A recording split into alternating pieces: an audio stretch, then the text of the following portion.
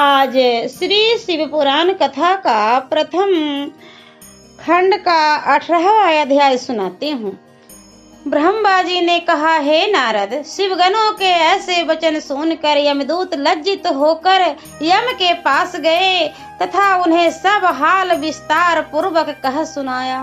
यम को भी यह सुनकर आश्चर्य हुआ। फिर यम ने शिव जी को दंडवत कर अपने गणों को तीनों लोक में फिरने का आदेश देते हुए यह कहा कि जो मनुष्य देह में भस्म लगाए हों, रुद्राक्ष धारण किए हों, शिवलिंग का पूजन करता हो एवं आराधन में डूबा हो, अब छल से भी शिव जी का वाण तथा वस्त्र धारण किए हो तथा उसका शिव जी से किसी भी प्रकार संबंध हो तो तुम उसको मुक्त कर देना और कोई भी कष्ट मत देना।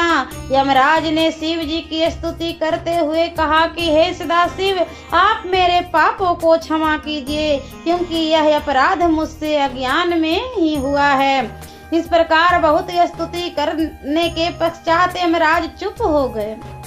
ब्रह्मा जी बोले, हे नारद, गुण निधि यमगणों से मुक्ति पाकर विमान पर आरूढ़ हो शिवलोक को चला गया। वह स्वयं उस बहुत समय तक स्वर्ग में अनेक प्रकार के सुख भोग कर वह कलिंग देश का राजा हुआ। वहाँ के पहले राजा का नाम इंद्र मुनि था।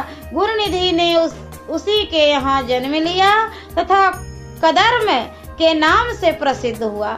वह शिव जी का अनन्य भक्त था। इंद्र मुनि अपने पुत्र में राजा के समस्त लक्षण देख अपना संपूर्ण राज उसको सौंप रानी सहित वन में जाकर शिव जी की कठिन तपस्या करके शिवलोक को प्राप्त हुआ। कदर्म को पूर्व जन्म का स्मरण था, इसलिए वह समस्त शिवालयों में दीपदान करने लगा।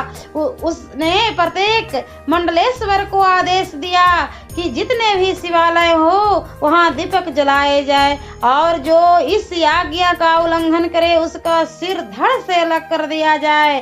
गांव के स्वामी इस भय से दीपदान करने लगे। वह स्वयं भी बड़े हर्ष के साथ इस कार्य को करता रहा। उसने अपनी नीति द्वारा जनता को प्रसन्न रखा। वह जीवन भर शिव जी के दीपदान में से अचेत न रहा। जब उसकी मृत्यु हुई तब वह पुण्य से वह शिवलोक को प्राप्त हुआ। उसने शिवलोक में अनेक प्रकार के आनंद एवं सुख भोगे तथा शिव चरणों का ध्यान करता रहा। इसके पश्चात उसने मृत्यु लोक में जन्म लिया।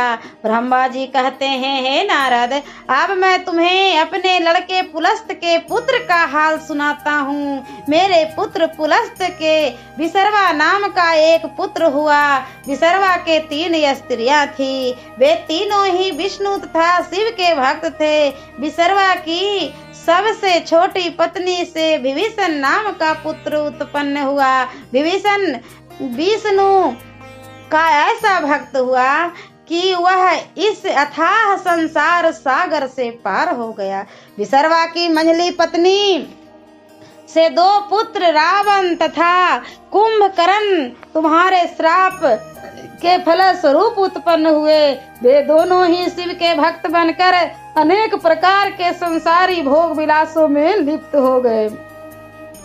उनमें से रावण ने शिव जी की कठिन तपस्या कर उनसे वरदान प्राप्त किया। उसने तेज एवं प्रताप से संसार भर में राज किया। विष्णु भगवान ने उसका नाश करने के लिए स्वयं द्विभुज मानव अवतार लिया था, जिनका नाम राम हुआ, परंतु वे रावण का नाश न कर सके। तब उन्होंने शिव जी की आराधना कर अपने कठिन तप से उनको प्रसन्न किया और शिव जी के अवतार तथा श्री हनुमान जी के साथ लेकर वानरों की सहायता से रावण वध किया तथा उसके वंश को ही मिटा डाला। विसर्वा की सबसे बड़ी पत्नी का नाम सटतिला था। उसके उदर से गुण निधि का जन्म हुआ था। जिसका वर्णन पहले किया जा चुका है। विसर्वा ने पहले लंका में रहकर जो उचित था वह किया, फिर काशी में आकर घोर तपस्या की, जिससे शिव जी उस पर अत्यंत प्रसन्न हुए। शिव जी का वरदान पाकर वह अलकापुरी का राजा हुआ तथा दिक्पति के नाम से प्रसिद्ध हुआ। उसे राज करते हुए एक कल्प व्यतीत हुआ। जब धनवान कल्प का आरंभ हुआ उस समय विसर्वा ने तपस्या आरंभ की।